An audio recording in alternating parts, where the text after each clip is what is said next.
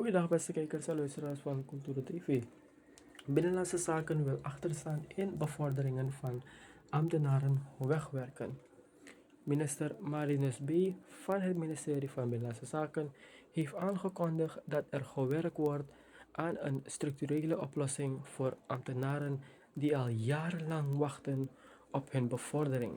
Volgens de minister hebben verschillende medewerkers sinds het aantreden van de nieuwe leiding herhaaldelijk geklaagd dat hun dossiers jarenlang onbehandeld zijn gebleven. B vertelde dat ambtenaren hem persoonlijk hebben benaderd met klachten dat zij al 5, 10 of zelfs 15 jaar wachten op een bevordering. Mensen komen naar mij toe en zeggen: minister, ik ben al jaren niet bevorderd.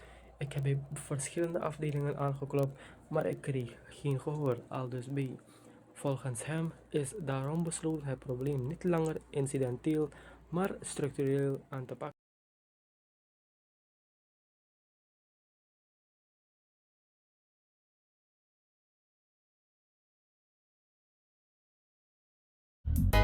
Dek you grabasi ano sheng, masa pemba ano sheng, begadoti ano sheng na tambum fui ala. De kleding moet jou passen. Voel je welkom voor persoonlijk advies. De koffie staat klaar. Of shop op je gemak via het broekenpaleis.nl.